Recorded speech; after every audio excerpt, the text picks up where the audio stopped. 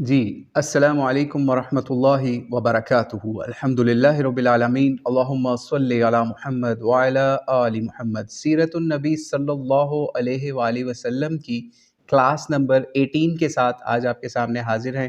تو آئیے اس کا آغاز کرتے ہیں۔ اپنی اسکرین پر آپ سلائیڈ دیکھ رہے ہوں گے، اس میں سب سے پہلا آپ جو بلیٹ پوائنٹ ہے وہ دیکھ رہے ہوں گے، مخیریق، ٹھیک ہے۔ یہ مخیریق اور اس کے آگے کچھ اور بھی نام ہیں، ان کے اوپر بھی جائیں گے۔ سب سے پہلے اس پوائنٹ کے اوپر چلتے ہیں، مخیریق کے اوپر۔ دراصل جس وقت غزوہ احد ہوئی تو اس کے جب اعلان کیا گیا تو بہت سے دوسرے ٹرائب سے بھی لوگ آئے،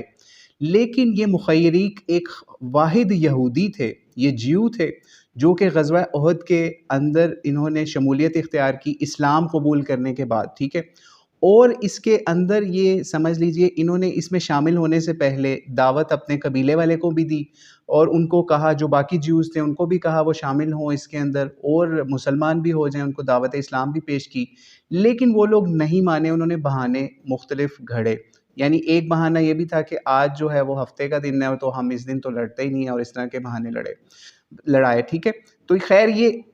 نبی علیہ السلام کی خدمت میں حاضر ہوئے، ٹھیک ہے، اور غزوہ احد کے اندر شریک ہوئے، اور اسی غزوے کے اندر یہ شہید بھی ہو گئے، ٹھیک ہے، یعنی جیو سے کنورٹ ہو کے مسلمان ہوئے۔ اور انہوں نے جنگ سے پہلے ایک وصیت کی تھی، وہ وصیت یہ تھی کہ میرا جو سارا مال ہے، یا ان کے باغات تھے، آلموسٹ 7 باغ تھے ان کے باقاعدہ، ٹھیک ہے، وہ انہوں نے اپنی پوری جائیداد جو ہے وہ نبی علیہ السلام کے نام کر دی کہ اگر میں شہید ہو جاؤں تو یہ میری ساری جائیداد جو ہے یا باغات ہیں یہ نبی علیہ السلام کے لیے گفٹ ہوں گے، وہ جیسے مرضی ان کو یوز کریں، ٹھیک ہے۔ وہ انہوں نے باقاعدہ نبی علیہ السلام کو گفٹ کر دیے۔ اور اس غزوہ احد کے اندر یہ بھی گریٹ بندہ یا جو جیو سے مسلمان کنورٹ ہوئے تھے، مخیریق، انہوں نے جب شہادت ہوئی ان کی تو نبی علیہ السلام کو جب ان کی شہادت کی بھی خبر ملی تو نبی علیہ السلام نے ان کی بہت تعریف بھی کی، انہیں خیر الیہود کے اندر سے بھی قرار دیا کہ یہود میں سے بہت خیر والے شخص تھے یہ، ٹھیک ہے۔ اور اس کے علاوہ نبی علیہ السلام کی یہاں پہ گریٹنس جو ہے وہ بھی ہم نے آپ کو یہاں بتانی ہے، جو اصل میں ان کا نام یہاں پہ لکھنے کا مقصد تھا، وہ اصل گریٹنس نبی علیہ السلام کی بھی آپ کو بتانی تھی کہ جو انہوں نے اپنی جائیداد نبی علیہ السلام کو دی، یعنی اپنے باغات سارے دے دیے نبی علیہ السلام کو، 7 باغات کے یہ آپ کے ہیں، آپ جیسے مرضی یوز کریں ان کو۔ تو نبی علیہ السلام نے ان کو امت کے لیے یا باقی مسلمانوں کے لیے آگے ایز سمجھ لیجئے صدقے کے طور پہ یا وقف کے طور پہ اوپر ان کو کنورٹ کر دیا، تاکہ وہ صرف اس کے اندر نبی علیہ السلام کا حصہ نہیں ہو بلکہ پوری امت کے لیے جو بھی خرچہ ہوگا یا جو بھی فائدہ ہوگا وہ ان باغات کے ذریعے سے ہوگا۔ تو یہ سمجھ لیجئے، یہ بھی کہا جاتا ہے کہ اسلام کے لیے سب سے پہلا وقف تھا جو نبی علیہ السلام نے کیا، یعنی یہ وقف ایک کانسیپٹ ہے جس کے اندر کوئی شخص اپنی ہی زندگی کے اندر اپنی کسی خاص پراپرٹی کو، اپنی خاص کسی چیز کو اللہ تعالیٰ کے رستے کے اندر وقف کر دیتا ہے کہ اس سے باقی لوگ بھی فائدہ اٹھائیں گے اور وہ خود بھی اس سے کچھ فائدہ اٹھا سکتا ہے۔ آپ یہ سوچئے یہ نبی علیہ السلام کی سیرت کا اتنا گریٹ سمجھ لیجئے پارٹ ہے، جس سے ہمیں یہ پتہ چلتا ہے کہ نبی علیہ السلام کو کبھی بھی کسی کے مال کا کوئی لالچ نہیں تھا، ٹھیک ہے، نہ ہی کبھی کسی کے مال کا لالچ ہوا، نہ ہی جمع کرنے کا لالچ ہوا، نہ ہی اپنی بلڈنگز، اپنا گھر، اپنی جائیداد بنانے کا کوئی لالچ ہوا، ورنہ کہہ سکتے تھے یہ میرے باغات ہیں، اب یہ تو صرف میرے بچوں کے ہیں، میری بیویوں کے ہیں۔ نہیں، نبی علیہ السلام نے یہ امت کی بھلائی کے لیے ان کو بھی وقف کر دیا۔ پھر آگے ایک اور نام آپ دیکھ رہے ہوں گے، قزمان لکھا ہوا نظر آ رہا ہوگا، ٹھیک ہے، بلٹ پوائنٹ نمبر 1 کے اندر سیکنڈ پوائنٹ۔ تو قزمان جو ہے یہ بھی ایک بندہ تھا، یہ بھی غزوہ بدر کے اندر مارا گیا۔ ہم اس وجہ سے کہہ رہے ہیں کہ جب اس کے بارے میں سیرت نگاروں نے یہ بھی لکھا ہے کہ جب یہ لڑ رہا تھا نا، بڑی زبردست طریقے سے فائٹ اس نے کی غزوہ احد کے اندر، لیکن لوگوں نے اس کو کہا کہ تو شہید، یہ تو بڑا زبردست، اور یہ اس نے شہید ہو گیا تو یہ بڑی پہنچا ہوا شخص ہوگا۔ لیکن ہوا یہ کہ اس بندے کو دیکھ کے نبی علیہ السلام نے یہ بات کہی کہ یہ بندہ جہنمی ہے یا یہ جنت میں نہیں جائے گا۔ تو لوگوں نے کیا کیا کہ یا کسی بندے نے اس بندے کے پیچھے، یا روایات کے اندر کسی اور بندے کا بھی ذکر آتا ہے، ٹھیک ہے، تو اس بندے کے پیچھے یا ایک اور بندے کے پیچھے رہے کہ ہم دیکھیں تو صحیح، یہ اتنا زبردست جنگ لڑتا رہا، پھر یہ کیسے جہنم میں جائے گا، ہم دیکھیں تو صحیح۔ تو ہوا یہ کہ یہ بندہ اس بہت اچھے طریقے سے لڑا غزوہ احد کے اندر، لیکن یہ بہت زخمی ہو کے گرا ہوا تھا ایک جگہ پہ۔ تو ہوا یہ کہ اس نے اپنی ہی تلوار لی، اس بندے نے، ٹھیک ہے، اور اسی تلوار کے اوپر گر گیا، یا اپنے اوپر وہ تلوار مار کے خودکشی کر لی۔ اور اس بندے نے پھر نبی علیہ السلام کے پاس آیا اور نبی علیہ السلام کی گریٹنس کا اقرار کیا کہ آپ کو کس کس طرح سے غیب کی خبریں آپ کو ملتی ہیں اللہ تعالیٰ کی طرف سے. آپ نے صحیح کہا تھا کہ وہ بندہ اس طریقے سے مرا. اور اسی طریقے سے یہ جو بندہ تھا نا قزمان، اس کے بارے میں ایک اور بات بھی آتی ہے کہ اس کو یہ جو جہنم کی بشارت اس وجہ سے بھی دی گئی تھی. ایک تو خودکشی کرنی تھی اس نے اس وجہ سے بھی، اور دوسرا یہ کہ جب اس سے پوچھا جاتا تھا نا تم کس لیے لڑ رہے ہو، تو یہ نہیں کہتا تھا کہ میں اللہ کے رسول کے لیے لڑ رہا ہوں، بلکہ یہ کہتا تھا، ایون اس کے اسلام یا مسلمان ہونا بھی شک میں تھا، کچھ لوگوں نے اس کو منافق بھی لکھا ہے. تو یہ کہتا تھا میں بہادری کے لیے اپنی قوم کے لیے لڑ رہا ہوں. جس سے یہ بھی پارٹ ہمیں بہت زیادہ کلیئر ہوا کہ اگر آپ صرف اپنے قبیلے کے لیے، اپنے ٹرائب کے لیے یا اپنی خاص قوم کے لیے لڑیں گے تو وہ آپ کا اسلام کی نظر میں جہاد یا شہادت کا رتبہ پانے والا کام نہیں ہوگا. ٹھیک ہے، آپ کی شہادت یا آپ کا جہاد یہ سب چیزیں اسی صورت میں قبول ہو سکتی ہیں اگر آپ نے اس کو ایز سمجھ لیجئے کہ اللہ تعالیٰ کے نام کے لیے، اللہ تعالیٰ کے دین کی سربلندی کے لیے تلوار اٹھائی یا جہاد کیا یا قتال کیا. ٹھیک ہے، تو اس لیے آپ جب بھی اپنی نیت جو ہے نا اس کو بہت زیادہ خالص رکھیں، پاک رکھیں، تاکہ آپ بھی کوئی نیک کام کریں تو آپ کو اس کا اجر ملے، بجائے اس کے کہ اگر آپ مثال ہے آپ سیرت النبی صلی اللہ علیہ وسلم کی کلاس لے رہے ہیں، اگر آپ کی نیت صرف یہ ہے کہ ہم نے صرف سمجھ لیجئے کچھ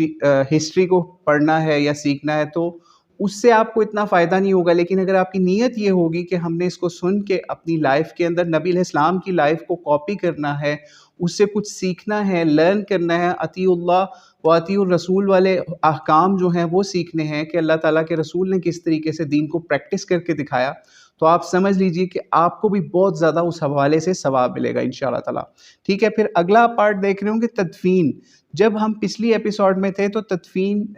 کا ہم نے زیادہ ڈسکس نہیں کیا تھا غزوہ احد والوں کی. تو ان کی جو تدفین والا معاملہ تھا وہ بھی یہ ہوا کہ ان کے لیے خصوصی طور پہ یہ آرڈر آیا نبی علیہ الصلوۃ والسلام کی طرف سے کہ جو بھی احد کے شہداء ہیں ان کو احد کے میدان میں ہی ایک پارٹ لے کے وہیں پہ جہاں تدفین کی جائے.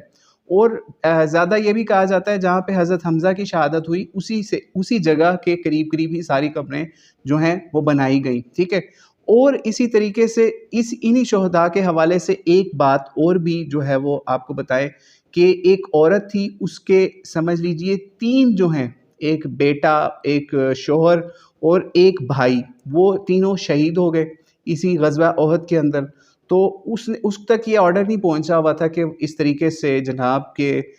یہاں سے نہیں لے کے جانا. تو اس نے کیا کیا، تینوں جو ڈیڈ باڈیز تھیں ان کو اونٹ کے اوپر رکھا، اپنے بیٹے کی، اپنے بھائی کی اور اپنے شوہر کی. یعنی کتنی ہمت والی عورت ہوگی، اللہ تعالیٰ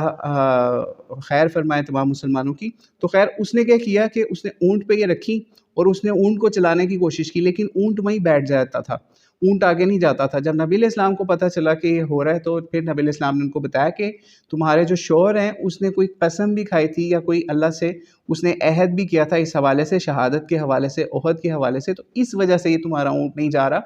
تو پھر پتہ یہ چلا کہ وہ جو مسئلہ کیا تھا کہ وہ جو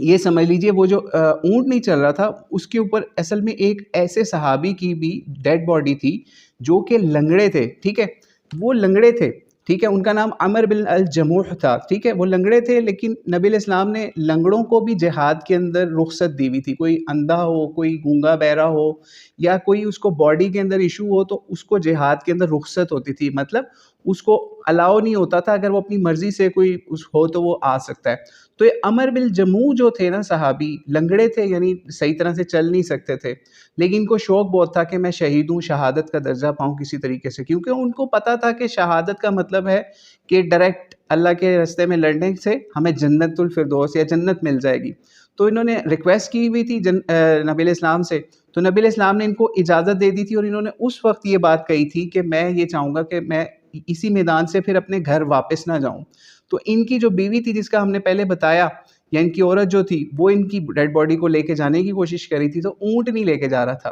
پھر نبی علیہ السلام نے بتایا کہ انہوں نے کیونکہ یہ اللہ سے دعا کی تھی کہ میں یہاں سے پھر گھر واپس نہ جاؤں، شہادت کی اتنی طلب تھی، تو اب آپ ان کو مدینے کی بجائے یہیں پہ یعنی احد کے اسی میدان میں یہیں پہ ان کی تدفین کریں. تو خیر یہ بھی ایک نبی علیہ السلام کے حوالے سے معجزہ بھی آپ کے سامنے بتایا کہ نبی علیہ السلام نے ایک شخص کو اجازت دی اور اللہ تعالیٰ نے کس طریقے سے اس کی شہادت کو قبول کیا، اور اونٹ نے بھی اس چیز کی گواہی دی کہ اس اونٹ بھی اس کو اس جگہ سے باہر لے کے جانے کے لیے تیار نہیں تھا احد کے میدان سے، ٹھیک ہے۔ پھر آگے آپ دیکھ رہے ہوں گے لکھا ہوا ہے شہداء کی زندگی۔ شہداء کی زندگی جو ہے اس کے بارے میں چونکہ قرآن پاک کے اندر ہمیں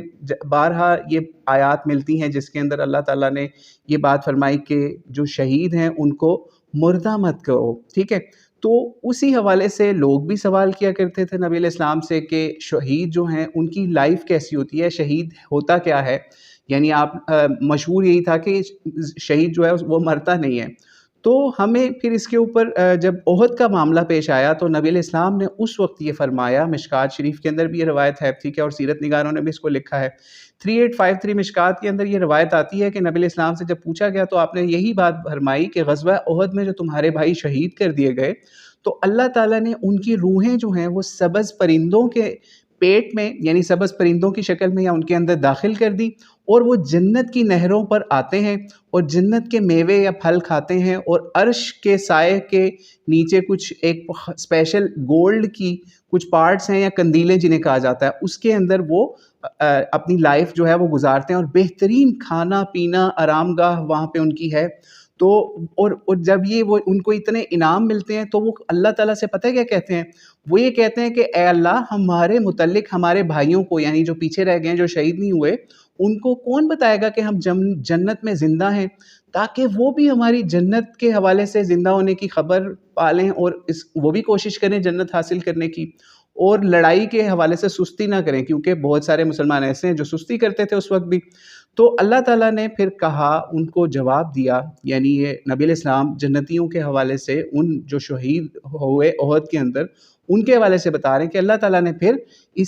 ان سے کہا، یعنی جو شہداء تھے جو جنت میں جا چکے تھے اس حوالے سے، یا ان کی روحیں جو ہیں، یعنی اس حدیث کے اندر باقاعدہ روحوں کا ذکر ہے کہ ان کی روحیں جو ہیں اللہ تعالیٰ اس طریقے سے سبز پرندوں کے اندر داخل کر کے ان کو اس طریقے سے انجوائمنٹ کے لیے ان کو اسپیشل پلیسز دیتا ہے، اور ایون عرش کے نیچے بھی ہو جاتے ہیں۔ تو اس کے حوالے سے پھر نبی علیہ السلام نے فرمایا کہ اللہ تعالیٰ نے پھر ان کو کہا کہ میں تمہارے اس لائف کی خبر جو ہے نا تمہارے بھائیوں کو دے دوں گا۔ پھر سورہ آل عمران کی بتایا جاتا ہے، آیت نمبر 169 اتری بعد اعوذ باللہ من الشیطان الرجیم، جس میں فرمایا گیا وَلَا تَحْسَبَنَّ الَّذِينَ قُتِلُوا فِي سَبِيلِ اللَّهِ أَمْوَاتًا بَلْ أَحْيَاءٌ عِنْدَ رَبِّهِمْ يُرْزَقُونَ، یعنی یہ اللہ تعالیٰ نے پھر مسلمانوں کو آیات کے ذریعے سے، آپ اس سے اگلی بھی آیات پڑھیں گے تو اس کے اندر بھی اللہ تعالیٰ نے یہی ان کی جو اگلی زندگی ہے جو کہ شہید ہونے کے بعد ہے اس کے بارے میں اسپیسیفکلی اللہ تعالیٰ نے فرما دیا، اور جو اللہ کی راہ میں مارے گئے یعنی جو شہید ہوئے ہرگز انہیں مردہ نہیں آپ نے سمجھنا، ٹھیک ہے، بلکہ وہ اللہ کے پاس یا اپنے رب کے پاس عزت کی یا روزی پاتے ہیں یا رزق پاتے ہیں، ٹھیک ہے۔ تو اس وجہ سے ہمیں بھی یہ چاہیے کہ جب کوئی شہید ہو جائے تو اس کے لیے ہمیں نیک خیالی کرنا چاہیے، باقی اللہ ہی اصل میں ہمیں روز قیامت بتائیں گے کہ کون شہید ہو کے شہادت کا اس نے کیا رتبہ پایا یا نہیں پایا، ٹھیک ہے۔ تو لیکن بہرحال اس سلسلے میں بہت احتیاط کرنی چاہیے، اور بہت ساری ایسی روایات بھی ہیں کہ کوئی بندہ شہید ہوا یا قتل ہو گیا کسی جنگ کے اندر تو نبی علیہ السلام کو لوگوں نے بتایا کہ اس طرح یہ بندہ شہید ہو گیا، یہ تو بڑا رتبہ پا گیا، تو پھر نبی علیہ السلام نے لوگوں کو بتایا کہ نہیں، اس نے جنگ کے اندر فلاں جو ہے وہ غنیمت کی چادر چرائی تھی یا اس نے کوئی چوری کی تھی تو اس وجہ سے اس کو یہ رتبہ نہیں ملا۔ تو اس لیے ہمیں یہ چیز بہت دھیان سے رکھنی چاہیے۔ لوگ جو سمجھتے ہیں نا کہ شہید کا پہلا قطرہ زمین پہ گرا تو وہ جنتی ہو گیا، نہیں، جیسے ہم نے ایک روایت کا آپ کو حوالہ دیا کہ اس طریقے سے اگر کوئی کسی نے دنیا کے اندر ایسا کوئی کسی کے ساتھ کام کیا جیسے مال غنیمت میں سے چوری کی بھی، تو اس کے لیے پھر اگلا راستہ جنت کا راستہ مشکل بھی ہو سکتا ہے، جیسے روایات کے اندر ہمیں مختلف روایات میں یہ بات مل جاتی ہے، ٹھیک ہے۔ تو اس لیے یہ ایک سمجھ لیجئے ایک شہداء کی زندگی کے حوالے سے بات تھی، اور اس جنگ کے خاتمے کے بعد، یعنی احد ہم نے پچھلی ایپیسوڈ کے اندر یا کلاس کے اندر ڈسکس کی، تو اس جنگ کے بعد جو سب سے بڑی مسلمانوں کے لیے یا انصار یا مہاجرین کے لیے جو لوگ ان میں سے عورتیں یا اور بچے وغیرہ یہ لوگ نہیں جا سکے تھے جنگ کے اندر، یا اور بھی کچھ لوگ جنگ میں نہیں جا سکے تھے، تو جب نبی علیہ السلام مدینے آئے تو یہ بہت بڑا ایک سب کے لیے تھا، کیونکہ بہت بری جنگ کے اندر نبی علیہ السلام کی حالت بھی ہوئی اور بھی صحابہ بہت زخمی بھی ہوئے اور بہت زیادہ شہادتیں بھی ہوئیں، تو عورتیں بچے سارے نبی علیہ السلام کا پتہ کرنے آتے تھے۔ تو سب سے بڑی ان کے لیے یہی خوشی ہوتی تھی کہ نبی علیہ السلام سیو ہو گئے ہیں۔ اسی طریقے سے ایک انصاری عورت کا بیان بھی سیرت کے اندر آتا ہے کہ جس وقت نبی علیہ السلام واپس آئے تو اس نے اپنے شوہر کا پتہ کیا تو پتہ چلا وہ بھی شہید ہو گیا، بیٹے کا پتہ کیا وہ بھی شہید ہو گیا۔ بھائی جب بھی پوچھتی تھی کہ شوہر کے بارے میں تو لوگ اسے بتاتے تھے کہ تمہارا شوہر مارا گیا اس طریقے سے یا شہید ہو گیا، تو وہ کہتی تھی کہ نبی علیہ السلام کدھر ہیں، ان کے بارے میں بتاؤ، ٹھیک ہے۔ پھر اب اس کے بھائی کا بتاتے، بیٹے کا بتاتے، لیکن ہر بار یا آخر میں یہی نبی علیہ السلام کے بارے میں پوچھتی کہ وہ کیسے ہیں۔ تو لوگوں نے جب بتایا کہ وہ بالکل ٹھیک ہیں، یعنی وہ شہید نہیں ہوئے، وہ ہمارے درمیان میں انشاءاللہ، تو وہ یہ کہتی تھی کہ مجھے وہ دکھائیں کدھر ہے نبی علیہ السلام۔ تو اور اس کے اوپر پھر یہ کہتی تھی، یعنی ایک طرف اس کا بھائی، شوہر اور بیٹا یہ شہید ہو چکے ہیں جنگ میں، لیکن اس عورت نے ایک بہت بڑی بات اس وقت کہی جو سیرت نگاروں نے لکھی کہ ہر مصیبت نبی علیہ السلام کی مصیبت کے بعد بالکل بے معنی، بے حقیقت ہے، یعنی اس کی کوئی ویلیو نہیں ہے۔ یعنی آپ یہ سوچئے کہ یہ تھا اصل ایمان ان انصاری عورتوں کا یا اس انصار کی ایک خاص عورت کا، کہ اس کے بھائی، بیٹا اور شوہر جو ہے وہ اب دنیا میں نہیں ہے، لیکن اس کے لیے یہ مصیبت سے زیادہ خوشی یہ ہے کہ نبی علیہ السلام کو کچھ نہیں ہوا، وہ بھی سیو ہیں، اور وہ اللہ کے نبی ہمارے اندر ہیں تو ہمارے اوپر اللہ تعالیٰ کی خاص رحمتیں ہوں گی، ٹھیک ہے۔ تو یہی ہمارا بھی اسی طریقے سے ایمان ہونا چاہیے۔ آج کے دور میں ہم اس سے کیا لرن کریں گے؟ ہم یہی لرن کریں گے کہ ہمیں نبی علیہ السلام کی جو سنت ہے، سیرت ہے، اس سے لرننگ کر کے اس کو اپنی لائف میں امپلیمنٹ کرنا ہے، تاکہ ہم اس لائف، نبی علیہ السلام کی لائف کو پڑھ رہے ہیں تو اس کا حق ادا کر سکیں، کہ اس سے کچھ سیکھ سکیں۔ اب ہم نبی علیہ السلام کو اس طریقے سے دیکھ تو نہیں سکتے، بلکہ احادیث کے اندر یہ بات بھی آتی ہے کہ ایک وقت آئے گا کہ مسلمان جو ہے نا یا مومن ہے، وہ اپنا سارا مال خرچ کر کے یہ چاہے گا کہ میں اللہ کے نبی کو ایک نگاہ دیکھ لوں، لیکن وہ ایسا نہیں کر سکے گا، ٹھیک ہے۔ تو اس لیے اب ہمارے پاس نبی علیہ السلام کی سیرت اور سنت ہے، اس سے ہم فائدہ اٹھا لیں، اسی کے اندر ہماری دنیا اور آخرت بڑھ سکتی ہے یا اچھا ہو سکتی ہے۔ تو آپ سیکنڈ پوائنٹ دیکھ رہے ہوں گے، سیکنڈ پوائنٹ بلٹ پوائنٹ کے اوپر دیکھیں گے، غزوہ حمراء الاسد آ رہا ہے، ٹھیک ہے۔ جب نبی علیہ السلام غزوہ احد کے بعد واپس آئے مدینے کے اندر، زخموں سے سارے مسلمان چور تھے، نبی علیہ السلام بھی بہت زیادہ زخمی تھے، ٹھیک ہے، جس کا ہم پچھلی ایپیسوڈ میں کلاس میں ذکر کر چکے۔ تو نبی علیہ السلام کو ایک اطلاع ملی، ٹھیک ہے، نبی علیہ السلام کے جاسوس جو ہیں وہ ہر طرف پھیلے ہوتے تھے، اور یہ چیز نبی علیہ السلام کی بہت اسپیشل تھی کہ آپ کو جنگ کے حوالے سے بھی بہت زبردست اللہ تعالیٰ نے حکمت عطا کی ہوئی تھی، کیونکہ جنگ کے اندر جو انفارمیشن ہے وہی آپ کی لائف ہوتی ہے، ٹھیک ہے۔ تو آپ کو خبر ملی کہ ایک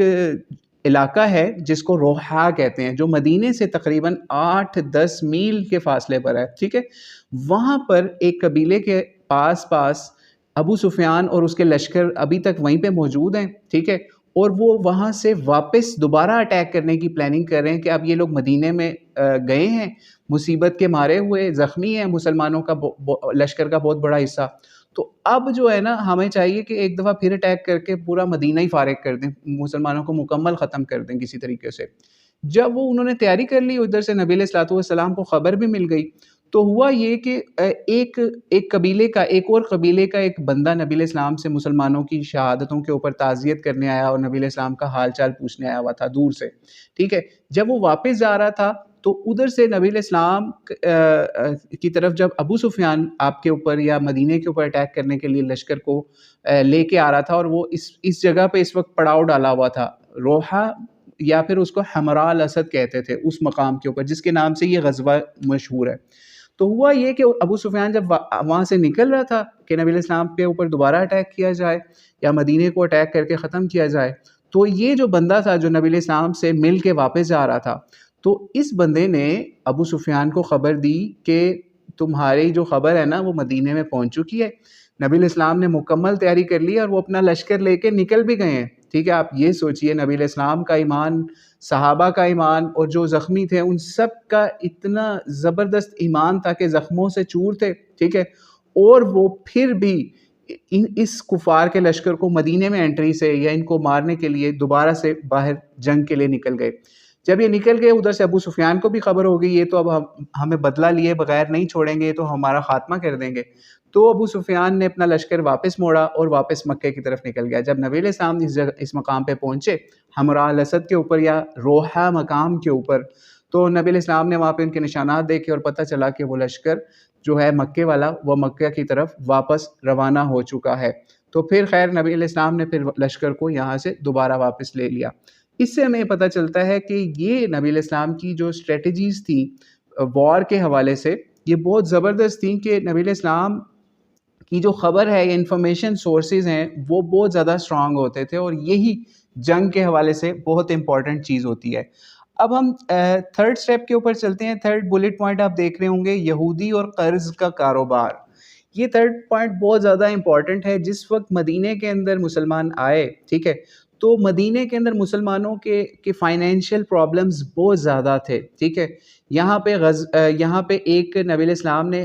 باقاعدہ ایک سپیس بھی مسلمان جو غریب وغیرہ تھے ان کے لیے ایک سپیس بھی بنائی ہوئی تھی مسجد کے اندر ہی، یا اس کے ساتھ ایک جگہ پہ، جس کو چبوترا کہتے تھے، صفہ کا، ٹھیک ہے۔ اصحاب صفہ جو اس صفہ کے چبوترے کے پاس بیٹھتے تھے یا اس علاقے میں رہتے تھے ان کو اصحاب صفہ کہا جاتا ہے۔ ان کی تعداد جو ہے آلموسٹ 700 کے قریب بتائی جاتی ہے، بہت غریب صحابہ تھے۔ اور یہ ان غریب صحابہ کے حوالے سے پھر یہودی جو ہیں وہ فائدہ بھی اٹھایا کرتے تھے۔ یہودی کیا کرتے تھے، ان کو قرضے دیا کرتے تھے، یا یہودیوں کا یہ کام تھا کہ وہ قرضے دیتے تھے، اور وہ سود کے اوپر قرضے دیا کرتے تھے، انٹرسٹ بیس جو ہے نا وہ قرضے دیا کرتے تھے۔ لیکن مسلمان جو ہیں ان سے قرض جو ہے ان کی کوشش یہ ہوتی تھی بغیر سود کے لیں، ٹھیک ہے۔ تو اسی معاملے کے اوپر یہ سمجھ لیجئے کہ جب مسلمان بھی ان سے قرضے لیتے تھے تو ان مسلمانوں کے اندر بہت سارے نام ایسے ملتے ہیں جو ان کے قرضوں کے نیچے دب گئے، جیسے حضرت بلال رضی اللہ تعالیٰ عنہ۔ یہ حضرت بلال بھی ایک دفعہ اسی طرح لوگوں کے اندر مال کو تقسیم کر رہے تھے، تو نبی علیہ السلام نے دیکھا کہ وہ جب لوگ چلے گئے تقسیم ہو گیا مال، تو کچھ مال ابھی بھی باقی بچا ہوا تھا۔ تو نبی علیہ السلام نے حضرت بلال سے پوچھا کہ آپ نے یہ مال جو باقی چھوڑا ہے یہ کیوں رکھا ہوا ہے، یہ بھی کیوں تقسیم نہیں کیا، علیحدہ سے کیوں رکھا ہوا ہے؟ تو انہوں نے کہا کہ میں نے کل کے لیے بچا لیے تاکہ کل کے لیے علیحدہ رکھ لوں، تو کل جب اور لوگ آئیں تو ان کے لیے پھر مجھے کسی سے لینا نہ پڑے۔ تو نبی علیہ السلام نے ان کو سمجھایا کہ آپ بانٹ دیا کرو جو بھی اللہ تعالیٰ کے راستے میں لوگ اس طریقے سے مانگنے آئیں یا پھر اپنی حاجت لے کے آئیں۔ لیکن ہوا یہ کہ ایک ٹائم ایسا آیا حضرت بلال کے اوپر، یہ بانٹتے تھے، نبی علیہ السلام جو بھی انہیں دیتے تھے یہ بانٹ دیا کرتے تھے صحابہ میں یا ضرورت مندوں میں، لیکن پھر انہوں نے کیا کیا، انہوں نے قرضے لینا شروع کر دیا، یہودیوں سے بھی قرضے لینا شروع کر دیا حضرت بلال نے بھی۔ تو یہ بھی بہت زیادہ قرضے میں پھنس گئے۔ پھر نبی علیہ السلام نے خیر ان کی مدد کر کے، اسپیشل مدد کر کے ان کو بھی قرضے سے نکلوایا۔ اسی طریقے سے ایک اور صحابی تھے جابر بن عبداللہ، وہ بھی قرض کے اندر اس طرح پھنس گئے کہ ان کی فصل تھی لیکن فصل اچھی نہیں ہوئی، ایک سال انہوں نے قرض لیا ہوا تھا یہودی سے، ٹھیک ہے، اس کو بھی واپس کرنے میں بہت پرابلم ہوئی، اور وہ یہودی بار بار آپ کو تنگ کرتا تھا آ کے، اور بہت زیادہ آپ کو تنگ کرتا تھا۔ ایون جب تھرڈ ٹائم وہ آیا اور آپ کی فصل ٹھیک نہیں ہوئی تو نبی علیہ السلام نے اس کو کہا ان کو کچھ مہلت دے دو، یا کسی طریقے سے کما کے ان کو واپس کر دیں۔ یہودی نہیں مانا، نبی علیہ السلام کو بہت زیادہ پریشرائز بھی کیا، اور اس کے علاوہ ان صحابہ کو بھی بہت پریشرائز کیا۔ خیر اس پہ بھی ایک معجزہ یہ ظاہر ہوا کہ نبی علیہ السلام نے کہا آؤ میرے ساتھ چلو، ان کو لے کے اس فصل کے اوپر گئے، اور نبی علیہ السلام نے اس فصل کے حوالے سے کچھ ایسی دعا کی یا ایسا معاملہ ہوا کہ اللہ تعالیٰ نے اس باغ کے اندر اتنی برکت ڈال دی کہ نبی علیہ السلام نے ان کو پھر آرڈر دیا اس صحابی کو کہ آپ اس باغ سے کھجوریں اتارو۔ جب انہوں نے اتاری تو وہ سمجھ رہے تھے فصل خراب ہو گیا کھجوروں کی نا، جو پھل آتا ہے، تو لیکن پھل بالکل ٹھیک ہو گیا، اور اس کی کوانٹٹی بھی بہت زیادہ برکت والی بن گئی، اور نبی علیہ السلام نے کہا اب ان کا قرضہ ادا کر دو۔ ان کو قرضہ ادا کر کے فارغ کیا، پھر بھی بہت زیادہ مال بچ گیا، وہ بھی پھر انہوں نے اللہ تعالیٰ کے راستے میں یا اپنے استعمال کے لیے پھر اس کو بھی رکھ لیا۔ تو یہ بھی کچھ معاملات تھے۔ یہودیوں نے وہاں مدینے کی اکانومی کو یا اس کی سمجھ لیجئے لوگوں کو اپنے قرضوں کے اندر جھگڑا ہوا تھا، اور اس میں سود کے اوپر بھی قرضے دیتے تھے، اور اس طرح ایک کام اور بھی کرتے تھے، یا پھر لوگوں سے کوئی چیز رکھ لیتے تھے جسے رہن بھی کہتے ہیں، گروہ یا گروی بھی لوگوں نے نام رکھا ہوا تھا اس کا۔ یعنی مثال کے طور پہ جب ہم نبی علیہ السلام کی لائف کے آخر کی بات کر رہے ہوں گے نا، تو آپ کی وفات سے پہلے نبی علیہ السلام کی اپنی ایک زرہ تھی، یعنی جو نبی علیہ السلام کی شیلڈ تھی جس کو جنگوں کے اندر وہ پہنا کرتے تھے، وہ بھی ایک یہودی کے پاس گروی رکھی ہوئی تھی قرضے کے عوض۔ تو یہ اس میں اس کی اجازت ہوتی تھی شریعت کے اندر، یعنی سود کی تو بعد میں ممانعت آ گئی، ٹھیک ہے، لیکن ایک ٹائم تک نبی علیہ السلام نے سود کو بھی حرام نہیں کیا، کیونکہ اللہ تعالیٰ کی طرف سے اس کے آرڈر اوپن نہیں آئے تھے، لیکن نبی علیہ السلام کی طرف سے منع ضرور کیا جاتا تھا کہ سود پہ لین دین نہیں کرنا۔ تو ہوا یہ کہ ایک دفعہ اور بھی معاملہ یہ ہوا کہ ایک اسی طریقے سے یہودی تھا، یہودیوں کا عالم تھا، ٹھیک ہے، یہودیوں کا عالم تھا، اور اس یہودی عالم کا نام تھا زید بن ثانہ. ٹھیک ہے، زید بن ثانہ جو تھا نا یہ یہودیوں کا ایک عالم تھا. جب اس نے دیکھا نا نبی علیہ السلام کے مدینے کے اندر جب آئے اور سارے معاملات ہوئے تو وہ اس نے دیکھ کے یہ سمجھا کہ یہ واقعی یہ اللہ کے نبی ہیں. جو جس طریقے سے یہ اس وقت مدینے کی مینجمنٹ کر رہے ہیں نا، وہ نبی علیہ السلام کو پہچان چکا تھا کہ یہ اللہ کے نبی ہی ہو سکتے ہیں. ٹھیک ہے، لیکن یہودیوں کا عالم تھا تو اس نے ایک پیرامیٹر اپنے پاس رکھا ہوا تھا اس حوالے سے بھی، فائنینشیل میٹرز کے حوالے سے بھی. ٹھیک ہے، تو اس نے کیا کیا، نبی علیہ السلام کو کہ ایک دفعہ پاس گیا محفل کے اندر، وہ کسی طریقے سے آیا ہوا تھا اور کسی کو نہیں پتا تھا کہ یہ اس طریقے سے کوئی اس چکر میں آیا کہ نبی علیہ السلام کو ٹیسٹ کرنا ہے اس نے. تو ہوا یہ کہ وہاں پہ کسی قبیلے کے کچھ ایک بندہ آیا، اس نے کہا کہ اس نے آ کے نبی علیہ السلام کے پاس کچھ مال کا تقاضا کیا یا پیسوں کا تقاضا کیا اور کہا کہ میں نے نا اپنے قبیلے والوں کو سمجھایا تھا کہ تم اسلام قبول کر لو گے تو تمہارا بہت بھلا ہو جائے گا، لیکن اسلام قبول کرنے کے بعد تو وہ غریب ہو گئے. ٹھیک ہے، یعنی ان کے مالی حالات بہت زیادہ خراب ہو گئے، ان کے پاس پیسہ نہیں ہے، کھانے پینے کا مال نہیں ہے. تو نبی علیہ السلام کو انہوں نے ریکویسٹ کی کہ اگر وہ اس طرح سے بھوکے رہے بہت زیادہ، یہ نہ ہو کہ کوئی ان کو اور مال دے کے ان کو کہیں کافر ہی نہ بنا دے. کیونکہ دیکھیں جو غریبی ہے نا، یہاں تک کہا جاتا ہے کہ غریبی آپ کو کفر تک بھی پہنچا سکتی ہے. کیونکہ جو بندہ غریب ہوتا ہے نا، وہ صرف روٹی دیکھ رہا ہوتا ہے، اس کے لیے روٹی کی اہمیت ہوتی ہے، اس کے لیے ایمان اور یہ چیزیں بہت دور کی بات ہوتی ہے. حالانکہ بڑے بڑے گریٹ ایمان والے بھی ہوتے ہیں کہ وہ پھر بھی اپنا ایمان نہیں بیچتے روٹی کے پیچھے بھی. ٹھیک ہے، لیکن کچھ کم ایمان والے بھی ہوتے ہیں. تو وہ اس بندے نے ان کم ایمان والے لوگوں کا تذکرہ کیا نبی علیہ السلام سے. تو جب انہوں نے یہ بات کی تو نبی علیہ السلام نے حضرت علی کی طرف وہیں مجمع کے اندر دیکھا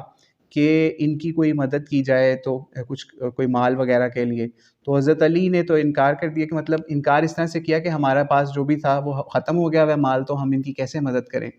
تو وہیں پہ یہ زید بن ثانہ جو ہیں وہ بیٹھے ہوئے تھے. یہ یہودی تھے لیکن وہاں پہ ڈسگائز حالت میں نبی علیہ السلام کو ٹیسٹ کرنے کے لیے وہاں بیٹھے ہوئے تھے.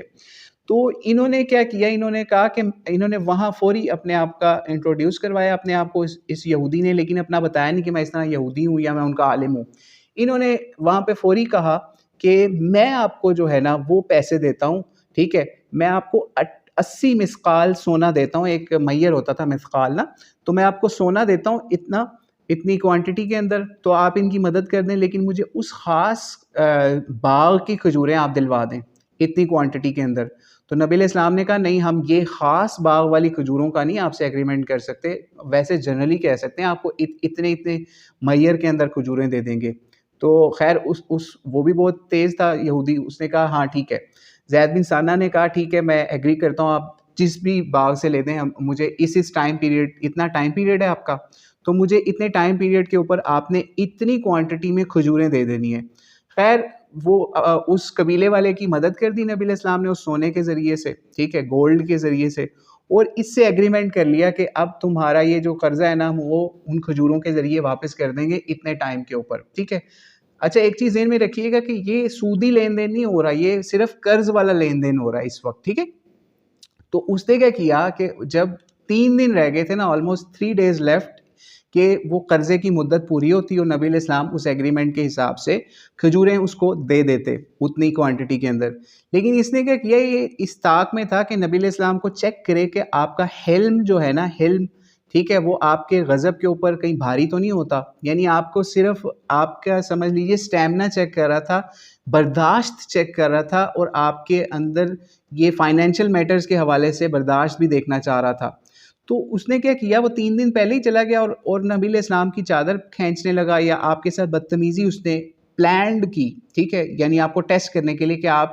کیسے ہیں فائنینشیل میٹرز میں. اور نبی علیہ السلام کے اوپر جا کے اس نے روب ڈالا، بدتمیزی کی، اور کہا کہ مجھے میری کھجوریں نہیں ملی ابھی تک. بدتمیزی والے، سختی والے الفاظ کے ساتھ بولا. حضرت عمر بھی وہیں تھے اور انہوں نے اس کو دھمکی دی، میں تمہارا سر اڑا دوں گا یا تجھے قتل کر دوں گا، تو کیسی بدتمیزی کر رہا ہے. اس نے بہت زیادہ، حضرت عمر نے ان کو، زید بن ثانہ کو جو ہے نا وہ کھینچا یا ان کو پکڑنے کی کوشش کی. تو نبی علیہ السلام نے فوری حضرت عمر کو روکا، اور نبی علیہ السلام نے حضرت عمر سے کہا کہ تمہیں چاہیے یہ تھا کہ تم اس کو روکنے کے ساتھ مجھے بھی تلقین کرتے کہ میں بھی اس کے قرض کے حوالے سے کچھ کروں، لیکن تم اب اس سے سوری بھی یا اس سے معذرت بھی اس حوالے سے کر لو. تو نبی علیہ السلام نے اس مسئلے کو فوری وہیں پہ ٹھنڈا کیا، اور وہ زید بن ثانہ وہ یہودی جو تھے اس وقت تک وہ اس چیز کو ٹیسٹ کر رہے تھے کہ نبی علیہ السلام کتنا اپنے اوپر کنٹرول کرتے ہیں. ٹھیک ہے, آپ یہ سوچئے کہ یہ وہی نبی علیہ السلام ہے جو کہ ان یہودیوں کو جو بدتمیزیاں یا شاعری اس طرح کی کرتے تھے یا پھر نبی علیہ السلام کی عورتوں کے حوالے سے کوئی بری چیزیں کرتے تھے تو ان کو باقاعدہ ٹارگٹ کلنگ کے لیے, قتل کرنے تک کے لیے لوگوں کو بھیجا جاتا تھا غزوہ یا سریہ کے طور پہ, جس میں ہم نے پہلے کعب بن اشرف کا اور بھی ایک دو یہودیوں کا آپ کو بتا چکے. لیکن یہاں پہ فائنینشیل میٹر کے اندر نبی علیہ السلام نے کیونکہ ایگریمنٹ کیا ہوا ہے تو اس وجہ سے نبی علیہ السلام اس کے ساتھ بھی یہ کام نہیں کر سکتے کہ وہ آپ کے سامنے گستاخی بھی کر رہا ہے, لیکن صرف اور صرف آپ نے حکمت کے تحت اس مسئلے کو وہاں پہ اسی کو سمجھایا. تو حضرت عمر سے کہا کہ اب تم کیا کرو کہ تم اس کا جو ہے نا جتنا اس کا مال ہے وہ اس کو واپس کرو, لا کے کھجوروں کا ارینجمنٹ کرو فوری, اور اس کو فوری یعنی ابھی اس کا ٹائم پیریڈ بھی 3 دن باقی تھے اور اس کو کہا 3 دن پہلے ہی اس کا سارا وہ پورا کر دو. حضرت عمر سے کہا, اور ساتھ میں آپ نے کیا کرنا ہے, جو آپ نے بدتمیزی کی ہے نا اس کے ساتھ, ٹھیک ہے, اس کا سمجھ لیجئے اس کا مزید بڑھا کے دینا ہے. ٹھیک ہے, یعنی حضرت عمر کو بھی یہ چیز کہی کہ آپ نے 20 سا یعنی 20 ایک سا ایک پیمانہ ہوتا تھا ناپنے کے حوالے سے کھجوروں کو یا اور چیزوں کو, تو آپ کو کہا 20 سا کھجوریں جو ہے نا اب آپ نے اس کو زیادہ دینی ہے. جیسے ہی حضرت عمر نے وہ کھجوروں کا بندوبست کر کے اس یہودی کو کہا یہ لو پکڑو اپنا مال, تو اور یہ زیادہ بھی, اور یہ اس لیے زیادہ کہ نبی علیہ السلام نے فرمایا کہ میں نے جو تمہارے ساتھ سختی والا معاملہ کرنے کی کوشش کیا, تمہیں ڈرایا دھمکایا, تمہیں مارنے کا کہا, تو یہ اس کا سمجھ لو بدلہ ہے. وہ یہودی اتنا امپریس ہوا اور اس نے فوری اسلام قبول کر لیا, اور صرف اسلام ہی قبول نہیں کیا, اس نے اپنا آدھا مال, اپنا جو بھی اس کی جائیداد تھی اس وقت, جتنا بھی اس کا مال تھا, اس کا آدھا مال اس نے نبی علیہ السلام کو کہا کہ یہ میں اب اسلام کے لیے وقف کر دیتا ہوں, یہ اسلام کے لیے آپ جیسے مرضی چاہیں یا مسلمانوں کے لیے استعمال کریں. تو یہ بھی نبی علیہ السلام کی بہت بڑی گریٹنس آئی سامنے, جو فائنینشیل میٹرز کے اندر ہمارے سامنے آئی. اس سے ہمیں یہ سمجھنے کی ضرورت ہے کہ اگر ہمارا کسی کے ساتھ قرضے کے حوالے سے لین دین ہوتا ہے اور وہ ہمارے اوپر سختی کے کوئی جملے کرنے کی کوشش کرتا ہے, تو ہمیں اس کو پیار محبت سے اور نبی علیہ السلام کی سیرت کے اس پہلو سے کو سمجھ کے اس سے ہمیں پیار سے ہی ڈیل کرنا ہے. وہ بے شک سختی بھی کر رہا ہے تو ہمیں اس کو حکمت کے ساتھ ڈیل کرنا ہے, اور اس کے قرضے کے حوالے سے اس کو جو ڈیڈ لائن ہے اس کو میٹ بھی کرنا ہے. لیکن ہمارے ہاں اس سے الٹا معاملہ یہ ہوتا ہے کہ اگر ہم نے کسی کا قرضہ واپس کرنا ہو تو ہم اس کا فون بند کر دیتے ہیں, اس کا فون بلاک کر دیتے ہیں, یا اس سے رشتہ داری ناتا تعلق ختم کر دیتے ہیں. اگر وہ اپنا قرضہ واپس مانگے تو اس کو یہاں تک کہہ دیتے ہیں. کئی فیملیز کے اندر ایسے ایسے میٹرز بھی سامنے آئے, یعنی آپ کے فیملی میں تو شاید ابھی یہ ہماری کلاس میں تو شاید چھوٹے بچے وغیرہ سن رہے ہوں, کئی فیملیز میں ایسے ایسے میٹرز بھی ہمیں سننے کو ملتے ہیں کہ اگر کسی نے قرضہ لے لیا اپنے بہن بھائی سے, وہ اس سے واپس بھی نہیں مانگ سکتا, کیونکہ وہ ڈرتا ہے کہ اگر میں نے اس سے واپس مانگا تو آگے سے جس نے قرضہ لیا ہوتا ہے وہی میرے اوپر نہ پڑ جائے اور وہ میرے ساتھ بدتمیزی کر کے مجھے ہی نہ کہے کہ یہ لو پکڑو اور آئندہ ہمارا کوئی تعلق ہی نہیں ہے. تو اس وجہ سے بھی کئی لوگ خاموش ہو جاتے ہیں. ایون جنہوں نے قرضہ واپس لینا ہوتا ہے وہ مانگ نہیں سکتے شرم کے مارے, بجائے اس کے کہ وہ لوگ شرم کریں جنہوں نے قرضہ واپس کرنا ہے. تو اس لیے فائنینشیل میٹرز کے اندر نبی علیہ السلام کے حوالے سے ہمیں یہ چیز سمجھنے کی ضرورت ہے آج بھی کہ ہم جسے قرضہ لیں اس کو بالکل ڈیڈ لائن کے اوپر اس کو میٹ کریں, اور اگر آپ نہیں کر سکتے تو اس کی ریکویسٹ کریں, اور وہ اگر آپ کو مہلت دے دیتا ہے. اچھا, یہاں پہ بھی ایک چیز ذہن میں رکھیے گا سیرت طیبہ کے حوالے سے یا نبی علیہ السلام کی سیرت کے حوالے سے, کہ نبی علیہ السلام نے یہ بھی ایک جگہ پہ فرمایا کہ اگر کوئی بندہ کسی مسلمان بھائی کو قرضے کے اندر مہلت بھی دیتا ہے, جتنا وہ ٹائم دیتا رہے گا اتنا اس کو سمجھ لیجیے صدقے کا ثواب ملتا رہے گا. ٹھیک ہے, تو اس سے بھی ہمیں یہ چیز پتہ چلی کہ ہمیں اپنے مسلمان بھائیوں کو, ٹھیک ہے, خاص طور پہ مسلمان بھائیوں کو قرضے میں مہلت بھی دینی چاہیے. مہلت سے مراد یعنی ان کی ڈیڈ لائن میٹ ہو گئی, آپ کو نظر آ رہا ہے کہ غریب ہے بندہ, یہ نہیں پیسے دے سکتا, اس کو مزید مہلت دیں. جتنی زیادہ آپ ٹائم دیں گے اتنا آپ کو صدقے کا ثواب ملتا رہے گا. ٹھیک ہے, اور اللہ تعالیٰ آپ کو اس کو بڑھا بڑھا کے واپس کرے گا انشاءاللہ. اور سود پہ کبھی نہ قرضہ لینا ہے نہ دینا ہے, کیونکہ اگر آپ وہ اس میں پڑیں گے تو لوگ اکثر تباہ ہوتے ہوئے بھی آپ دیکھیں گے اپنی لائف کے اندر کہ جنہوں نے سود کے اوپر کوئی کام شروع کیا, قرضہ لیا یا بزنس شروع کیا, اکثر لوگ اس کے اندر سے بہت ان کو لاس ہوتا ہے. خیر فائدہ بھی کچھ لوگوں کو ہو جاتا ہے, وہ بھی اللہ کی طرف سے ٹیسٹ ہوتا ہے کہ جو لوگ حرام کھانے کے بعد یعنی سود کے اوپر قرضہ لینے کے بعد فائدہ بھی ہو جائے اگر کسی کو, تو وہ بھی ان کے لیے ٹیسٹ ہوتا ہے. کسی کو اللہ تعالیٰ دے کے آزماتا ہے, کسی سے اللہ تعالیٰ واپس لے کے بھی آزما لیتا ہے. تو اس لیے یہ جو مال ہے نا, یہ آپ کے لیے بہت بڑی آزمائش ہے, فتنہ ہے. تو اس لیے اپنے مال کے حوالے سے, قرضوں کے حوالے سے, لین دین کے حوالے سے ہمیں نبی علیہ السلام کی سیرت سے یہ بھی ایک چیز پہلو سامنے آیا کہ ہمیں بہت احتیاط کے ساتھ قرضے اور ان معاملات پہ رہنا ہے۔ اور ایک اور چیز یہاں پہ آپ کو بتاتے چلیں کہ اس وقت تک، یعنی ابھی ہم جو واقعات ڈسکس کر رہے ہیں نا غزوہ احد کے آس پاس کے ہیں، یعنی 3-4 ہجری کے واقعات چل رہے ہیں اس وقت، جو نبی علیہ السلام کی لائف کو ہم ڈسکس کر رہے ہیں، اس وقت تک بھی سود جو ہے، سود کا لین دین ہے، مکمل طور پہ ختم نہیں ہوا تھا۔ نبی علیہ السلام نے اس کو ٹوٹل حرام نہیں کیا تھا، صرف ابھی تک تلقین کی حد تک تھا کہ اس مسلمانوں کو اس میں نہیں انڈلج ہونا۔ لیکن آہستہ آہستہ ایک وقت ہم سیرت النبی کا آپ کو وہ بھی بتائیں گے جس وقت ٹوٹل سود نبی علیہ السلام نے اس کو ختم کر دیا، ٹھیک ہے۔ وہ اگلی سمجھ لیجئے جب حجۃ الحج وداع جو ہے اس کے اوپر اس کا ٹوٹل سود کو ختم کرنے کا اعلان کیا گیا، جب اس پارٹ کے اوپر جائیں گے انشاءاللہ اس کے اوپر مزید بات کریں گے، ٹھیک ہے۔ اب ہم آج کے لاسٹ پارٹ کے اوپر چلتے ہیں، جو آپ 4تھ پوائنٹ دیکھ رہے ہوں گے، ایک حدیث یا سنت رسول صلی اللہ علیہ وآلہ وسلم۔ کیونکہ آج ہم نے فائنینشیل میٹرز کے حوالے سے بھی نبی علیہ السلام کی لائف کا ایک پہلو بھی دیکھا اور اس میں سود کے حوالے سے بھی کچھ باتیں کی، تو اس میں آج ہم نے سوچا کہ ایسی ہی حدیث کا سلیکشن کیا جائے، یا نبی علیہ السلام کی سیئنگ کا یا حدیث کا سلیکشن کیا جائے، آپ کو بتائی جائے جو بھی سود سے ریلیٹڈ ہے۔ تو یہ حدیث کی آج سلیکشن کی ہے، ابو داؤد کی حدیث نمبر ہے 3333۔ اس میں نبی علیہ السلام نے فرمایا، جس کا مفہوم ہے کہ سود کھانے والا، کھلانے والا، اس کے گواہ اور اس کو لکھنے والا، ان سب پہ اللہ تعالیٰ کے رسول نے لعنت فرمائی ہے، ٹھیک ہے۔ اللہ تعالیٰ ہمیں اس لعنت سے بچائے، اور سود لکھنے کا کام ہو، چاہے اس کے اوپر گواہی کا کام ہو، چاہے اس کے اوپر سمجھ لیجئے کھانے کھلانے کا کام ہو، یعنی لین اور دین کا، یعنی لینا اور دینا، ان چاروں جو ہیں، ٹھیک ہے، ان چاروں سے ہمیں بچ کے رہنا ہے اپنی لائف کے اندر، کہ کہیں پہ لیٹ سے کوئی ایگریمنٹ ایسا ہو رہا ہے جس کے اندر سود کا ایگریمنٹ ہے، یعنی انٹرسٹ بیسڈ ایگریمنٹ ہے۔ فار ایگزامپل کوئی بینک سے لون لے رہا ہے اور اس کے اوپر، اس قرضے کے اوپر لیٹ سے وہ 10,000 کا قرضہ لے رہا ہے اور اس کو ہر مہینے 10% سود اس کو پے کرنا ہے، یا پھر 10,000 کی بجائے 50,000 واپس کرنا ہے، ٹھیک ہے۔ اور آپ کو کوئی کہہ دیتا ہے کہ یار آؤ اس کے اوپر گواہی دے دو کہ تم ذمہ دار ہو اگر کوئی کل کو کوئی مسئلہ ہوتا ہے، تو آپ نے ایسی گواہی کا حصہ بالکل نہیں بننا۔ ان کو اس طرح کی حدیث سنا دینی ہے کہ اللہ تعالیٰ کے رسول صلی اللہ علیہ وسلم نے ایسے شخص کو لعنت کی ہے جو کہ اس کے اوپر گواہی بھی دے، چاہے اس کا لین دین بھی کرے، چاہے اس کو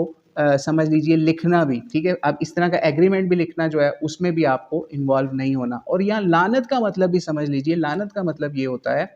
کہ یہ سمجھ لیجئے کہ ایک لاسٹ لیول ہوتا ہے جس کے اندر اللہ تعالیٰ سے کی رحمت سے محروم کرنے کی، یا جہنمی ہونے کی، یا پھر بربادی کی سمجھ لیجئے نوید ہوتی ہے۔ جیسے ہم کسی کو کہتے ہیں نا لعنت ہے تیرے پہ، تو ہم یہی کہہ رہے ہوتے ہیں جا تو برباد ہو۔ یہ بہت سمجھ لیجئے پیک اور لاسٹ لیول ہوتا ہے بد دعا کا، ٹھیک ہے۔ تو اس لیے ہمیں اللہ تعالیٰ کے رسول اللہ صلی اللہ علیہ وآلہ وسلم کی سیرت سے یہ بھی آج چیز سمجھ آئی کہ ہمیں سود نہ لینے والے میں ہونا ہے، نہ دینے والے میں ہونا ہے، نہ لکھنے والے میں ہونا ہے، نہ ہی اس کو سمجھ لیجئے اس کے اوپر کوئی ایگریمنٹ کے اوپر گواہی یا پھر کوئی ہمیں دینے والے میں بننا ہے۔ تو اللہ تعالیٰ ہمیں سود لینے دینے اور ان سب چیزوں سے آل 4 لیولز سے بچائے، تاکہ ہم اچھے طریقے سے نبی علیہ السلام کی سیرت پہ عمل کر سکیں اور اپنی لائف کو فائنینشلی بھی اور سوشلی بھی اچھا بنا سکیں۔ واللہ اعلم بالصواب۔ السلام علیکم ورحمۃ اللہ وبرکاتہ۔ اگر کوئی کویسچن ہے تو وہ کویسچن کر لیں، پھر ہم آج کی اس ایپیسوڈ کو یا کلاس کو اینڈ کرتے ہیں۔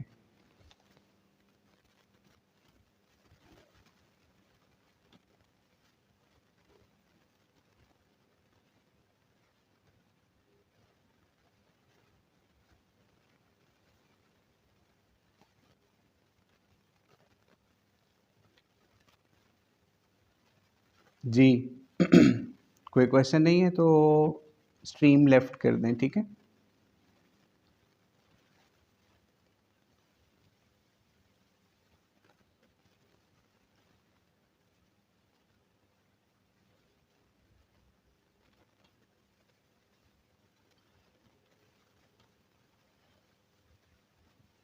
جی ایک کویسچن آیا ہے کہ کین یو ریپیٹ دا حدیث۔ جی ابو داؤد حدیث کی کتاب ہے اور اس کی حدیث نمبر ہے 3333۔ اس حدیث کو ہم نے بیان کیا تھا کہ نبی علیہ الصلوۃ والسلام نے فرمایا کہ اللہ تعالیٰ نبی علیہ السلام نے فرمایا کہ سود کھانے والے پر، کھلانے والے پر، اس کی گواہی دینے والے پر اور اس کے لکھنے والے پر، ان چاروں لیولز کے اوپر نبی علیہ السلام نے لعنت کی ہے، ٹھیک ہے۔ تو یہ ہم نے حدیث بیان کی تھی، یعنی لینا، سود لینا دینا، اس کے اوپر ایگریمنٹ کرنا، اس کے اوپر ہمیں گواہی دینا، ان سب چیزوں سے نبی علیہ السلام نے منع کیا اور اس پہ لعنت فرمائی ہے کہ ہمیں اس سے بچنا ہے، نہیں تو ہم اللہ تعالیٰ کی پکڑ میں آ سکتے ہیں۔ جی اور کوئی کویسچن تو نہیں؟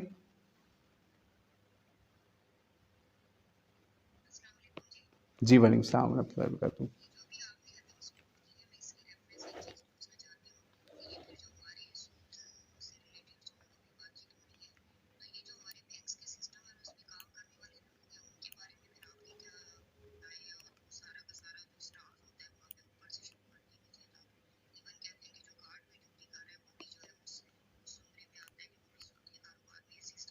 جی جی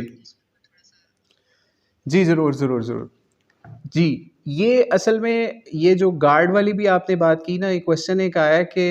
میں اس کو ریپیٹ کر رہا ہوں۔ کویشچن یہ پوچھا گیا جو ہمارے بینک کا سسٹم ہے اس میں جو ورکنگ کلاس ہے اس کا کیا ہے حوالہ اس میں، کہ وہ بھی اس میں انوالو ہے کیا سود میں؟ اور یہاں تک بھی کہا جاتا ہے جو بینک میں جو باہر سیکیورٹی گارڈ ہے وہ بھی حالانکہ ڈائریکٹ نہیں اس میں اسسٹ کر رہا لیکن وہ بھی اس میں شامل ہے، تو اس کے بارے میں بتائیں۔ یہ جو سیکیورٹی گارڈ والی بات ہے نا، یہ ہمیں اس طرح سے یاد آئی کہ یہ ایک امام احمد بن حنبل رحمہ اللہ گزرے ہیں، تو ان کے اوپر جب ظالم حکمران ظلم کیا کروایا کرتا تھا نا، مروایا کرتا تھا، تو وہاں پہ بھی گارڈ ہوتا تھا، سیکیورٹی گارڈ، لیکن وہ ان کو کچھ نہیں کہتا تھا۔ تو وہ اس نے ایک دفعہ امام احمد بن حنبل سے یا کوئی اور امام تھے، ہمیں اس وقت نام ایگزیکٹ نہیں آ رہا، بہرحال یہی شور ہے کہ غالباً امام احمد بن حنبل تھے، تو اس نے سیکیورٹی گارڈ نے ان سے کہا کہ کیا میں ان کے ظلم میں شامل ہوں؟ میں تو اس میں نہیں نا شامل، میں تو آپ کو کچھ بھی نہیں کر رہا۔ تو امام احمد بن حنبل نے بھی یہ بات کہی تھی غالباً کہ تم بھی اس میں ہی شامل ہو، اس کے ظلم میں ہی، کیونکہ تم بھی اس پہ رکھوالے ہو یا اس طریقے سے کام کر رہے ہو۔ تو لیکن اب یہ سود والا جو معاملہ ہے، آپ نے کویشچن پوچھا، تو اس کے اندر یہ سمجھ لیجئے کہ ہمارے ملک کے اندر، کیونکہ ہم ایک ایسے کنٹری میں رہتے ہیں جو قائم تو اسلام کے نام کے اوپر ہوا کہ ہم اس میں لا الہ الا اللہ محمد رسول اللہ کا نظام قائم کریں گے، یعنی ہندوؤں سے ہم نے علیحدہ اسی لیے ہوئے تھے، ٹھیک ہے، جو دو قومی نظریہ تھا وہ یہی تھا کہ ہم ان سے علیحدہ ہو کے اپنا ایک سسٹم بنائیں گے۔ لیکن ہوا یہ کہ جب ہمیں بہت سارے سسٹمز ملے، اس میں ایک فائنینشیل سسٹم بھی تھا کہ ہم اپنا ایک فائنینشیل سسٹم نہیں بنا سکے، اور ہمیں گورے نے یہ سسٹم دیا فائنانس کا یا فائنینشیل سسٹم یا بینکس کا سسٹم، کیونکہ پورے دنیا کے جیوز جو ہیں اور کرسچنز یہ مل کے اس سسٹم کو اس وقت چلا رہے ہیں۔ خالی جیوز نہیں ہیں، اس میں کرسچنز بھی اس وقت انوالو ہیں، یا پھر وہ سمجھ لیجئے وہ جیوز ہی ہیں لیکن ان کا ہی شو یہی کرتے ہیں ہم کرسچن ہیں۔ تو انہوں نے اس نظام کو امپلیمنٹ کروایا پوری دنیا کے اندر، اور پاکستان میں بھی وہی فائنانس کا نظام یا اکانومی وہی ربا بیس یا سود بیس یا انٹرسٹ بیسڈ اکانومی ہے، ٹھیک ہے۔ تو اس میں جو بھی اس وقت کرنٹلی ہم تو یہی کہیں گے، اور علماء کی بھی اکثریت اسی چیز کے اوپر متفق ہے کہ ان بینکس کے اندر جو بھی اس کام کو سپورٹ کر رہے ہیں کسی بھی حوالے سے، ٹھیک ہے، اگر وہ انٹرسٹ بیسڈ ٹرانزیکشن کے اندر انوالو ہیں ڈائریکٹلی یا انڈائریکٹلی، تو وہ سب ہی اسی گناہ کے اندر شامل ہیں، الا یہ کہ وہ توبہ کر لیں۔ تو اس لیے ان کو توبہ کرنے کی اللہ تعالیٰ سمجھ لیجئے کہ ان کو توفیق عطا فرمائے کہ وہ اس سسٹم کو چھوڑیں اور ایسا ایمان والا ہمارا پاکستان ملک بنے کہ ایک تو ہمارے جو بڑے لیول کے اوپر ہیں، یعنی آپ یہ سوچئے کہ علماء اس وقت بھی عدالتوں کے اندر تقریباً پچھلے 20-25 سال سے کوشش کر رہے ہیں کہ جو انٹرسٹ بیسڈ اکانومی ہے وہ ختم ہو۔ ایون شریعت کورٹ نے سپریم اور ہائی کورٹ فیصلے بھی دے چکی ہے، لیکن ابھی تک بھی گورنمنٹ اس کو ختم نہیں کر سکی اس سود کو ان بینکس کے ذریعے سے، ٹھیک ہے، بینک کے سسٹم میں سے، چاہے کوئی اسلامی بینک ہو چاہے کوئی نان اسلامک بینک ہو، سارے جو بینکس ہیں اس کے اندر یہی انٹرسٹ بیس سسٹم سے جو ہمارا اسٹیٹ بینک ہے وہ ایک انٹرسٹ نکالتا ہے، اور وہ باقاعدہ اسلامک اور نان اسلامک دونوں بینکس کے لیے نکالتا ہے، ٹھیک ہے۔ تو جب تک ہمارا اسٹیٹ بینک چینج نہیں ہوگا اس حوالے سے، اس وقت تک یہ نہیں ہوگا۔ اور ایک اور چیز کہ جو لوگ یہ کام کر رہے ہیں اگر ان کی کوئی مجبوری ہے، ٹھیک ہے، علماء اس حوالے سے ان کو لیوریج دیتے ہیں کہ اگر وہ مجبوری ہے ان کی کہ ان کے پاس کوئی جاب نہیں ہے، ان کا کوئی کاروبار نہیں ہے، اور وہ کوئی یہ کام شوق سے نہیں کر رہے، تو امید ہے وہ توبہ کر کے اگر اس میں رہیں گے کچھ عرصہ کے لیے اور یہی سوچیں گے جیسے ہی ان کو بیسٹ آپشن ملے گا اس سے سوئچ کر جائیں گے، تو اللہ تعالیٰ ان کو معاف فرما دے گا اور ان کو گناہ میں تخفیف ہوگی۔ لیکن اگر وہ اسی کے اندر ہیں اور اسی کو سچا سمجھتے ہیں، اسی کو حق سمجھتے ہیں، اسی کو حلال روزی سمجھتے ہیں، اسی کو پاک روزی سمجھتے ہیں، تو اللہ تعالیٰ ان کا فیصلہ فرمائے گا. ٹھیک ہے, ایک واقعہ سنا کے یہاں پہ میں بات ختم کرتا ہوں کہ ایک مرتبہ ہماری مسجد کے اندر ایک جگہ میں نماز پڑھتا تھا, تو ایک انکل سے ملاقات ہوئی, تو پوچھ رہے تھے آپ کیا کرتے ہو. میں نے ان سے پوچھا آپ کیا کرتے ہیں, تو باتوں باتوں میں یہاں تک بات پہنچ گئی کہ وہ پتہ چلا وہ اے وی پی تھے, یعنی اسسٹنٹ وائس پریزیڈنٹ تھے ایک بینک کے اندر پاکستان کے. تو لیکن انہوں نے اس کو کس طرح چھوڑا, وہ ان کی سٹوری انہوں نے مجھے سنائی. کہتے کہ ایک دفعہ کیا ہوا کہ ایک ہمارے گھر نا ان کا کوئی دوست تھا, تو وہ دوست ان کے گھر سے کھانا نہیں کھایا کرتا تھا. تو میں نے اس کو بہت زور لگاتا تھا کہ یار میرے گھر کھانا پکا آج کھا لو, کبھی کچھ کہتا تھا, لیکن وہ کسی طریقے سے بہانہ کر کے نکل جاتا تھا. پانی بھی بڑی مشکل سے پیتا تھا. وہ دوست تھا, وہ نماز پڑھنے والا اور بڑا نیک بندہ تھا, وہ جو ان کا دوست تھا انکل کا. تو کہتے کہ ایک دن کیا ہوا, مجھے سمجھ لگی کہ کسی وجہ سے میرے گھر سے کھانا نہیں کھاتا. تو میں نے ایک دن روکا اس کو, کہا تم نے میرے گھر سے کھانا کھا کے جانا ہے آج. اس نے کہا نہیں. وہ کانپنے لگ گیا, وہ بندہ جو ان سا تھا اس کا دوست, اس انکل کا. تو انہوں نے کہا کیا ہوا, تم کام کیوں رہے ہو. اس نے کہا نہیں, اصل میں نا میں آپ کی کمائی کو درست نہیں سمجھتا, کیونکہ آپ بینک کی جاب ہے اور ڈائریکٹ آپ انٹرسٹ کے اندر انوالو ہوتے ہو, تو یہ حرام کام ہے, اس لیے مجھے نا نفرت ہوتی ہے ایسے کھانے سے بھی جو اس کمائی سے آپ نے کمایا ہو. تو وہ بندہ جو ہے نا, اس کے زمین نکل گئی پاؤں کے نیچے سے کہ یار تم میری کمائی کو حرام سمجھتے ہو, میں اپنے بچوں کو بیوی کو حرام کھلا رہا ہوں, تم نکل جاؤ یہاں سے. اس سے لڑائی کرنا شروع کر دی. اس نے کہا بھائی آپ تھوڑا سا حوصلہ کریں, آپ کسی بھی مسلک کی مسجد یا کسی بھی مفتی کو آپ چاہتے ہیں, میں آپ کو ان سے ملوا دیتا ہوں. اس نے کہا اچھا, میں دیوبند کو اچھا سمجھتا ہوں, مجھے جامعہ اشرفیہ کے مفتی کے پاس لے جاؤ. وہ جامعہ اشرفیہ میں لے گئے ان کو مفتیوں کے پاس. انہوں نے بھی کہا کہ واقعی یہ آپ کی کمائی جو ہے وہ ٹھیک نہیں ہے, تو آپ کو چاہیے کہ آپ اس سے توبہ کر کے تو دوسرے کاروبار کی طرف جائیں یا کچھ کریں. تو خیر کٹ دا سٹوری شارٹ, انہوں نے اس سے توبہ کی اور اپنی بہت زبردست ٹاپ لیول کی جاب کو وہاں سے چھوڑا, اور پھر اس کے بعد ان کو مشکلات کا بھی سامنا کرنا پڑا. یہ نہیں کہ ان کو مشکلات کا سامنا نہیں کرنا پڑا. خیر شیطان نے ان کو بہت تنگ کیا اس حوالے سے کہ میں اب اللہ کے نام پہ اپنی رزق چینج کر رہا ہوں, تو میرا کیا بنے گا. تو خیر لیکن آج وہ اللہ کا شکر ادا کرتے ہیں کہ میں اس چیز سے نکلا. اور ایسی سٹوریز ہر بینک کے اندر آپ کو مل جائے گی, یعنی جو میچور بینکرز ہیں پچھلے 20-25 سال کے, ان میں ایسی سٹوریز آپ کو بہت ساری مل جائیں گی. ٹھیک ہے, تو اس لیے ہمیں اپنی فیملی میں کوشش کرنی چاہیے, اپنے بچوں کی جب ہم اپ برنگنگ کر رہے ہیں تو ان کو یہ سمجھانا چاہیے کہ آپ نے جس لیول پہ آپ جائیں, اگر آپ حکومت میں جاتے ہیں تو آپ نے سود کے خلاف جو ہے اپنی اکانومی کو چینج کرنے کے حوالے سے ورکنگ کرنی ہے. اگر آپ ایجوکیشن میں جاتے ہیں تو آپ نے اس ایجوکیشن کے ذریعے سے انٹرسٹ بیسڈ جاب لینے سے انکار کر دینا ہے, آپ نے بینکس کا سیکٹر جو ہے اس کو چھوڑ دینا ہے. لیکن یہ اس وقت کرنٹ سچویشن میں زیادہ بڑا جو کردار ہے وہ ہمارے علماء کا, کہ وہ مسلمانوں کو سمجھائیں کہ اس طرح کی جاب سے, اس طرح کی چیزوں سے بچیں, اور اس سسٹم کو ختم کرنے کے لیے اپنی بھی کوشش کریں, جیسے کچھ علماء ابھی بھی کر بھی رہے ہیں, اور اس کے علاوہ حکومت کے اوپر بھی پریشر ڈالیں کہ اس سسٹم کو ختم کریں. جس طریقے سے آئے دن آپ کو پتہ ہے پروٹیسٹ ہوتے ہیں ناموس رسالت کے نام کے اوپر, تو اگر یہی ناموس رسالت والی جماعتیں جو ہیں وہ اس طرح کے بھی پروٹیسٹ شروع کریں کہ ہمارے ملک سے شراب ختم ہونی چاہیے, سود ختم ہونی چاہیے, جوا ختم ہونا چاہیے, تو انشاءاللہ مزید چینج کا بھی ہمیں ہو سکتا ہے. باقی اپنے لیول پہ ابھی ہم سیکھیں کہ ہم نے کس طریقے سے اپنے لیول پہ اس کو ختم کرنا ہے. اللہ عالم الصواب.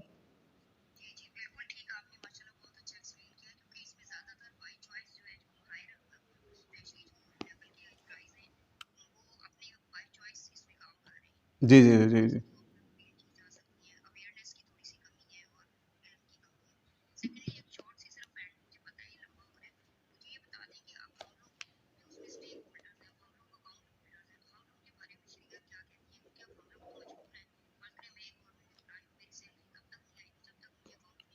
جی جی جی جی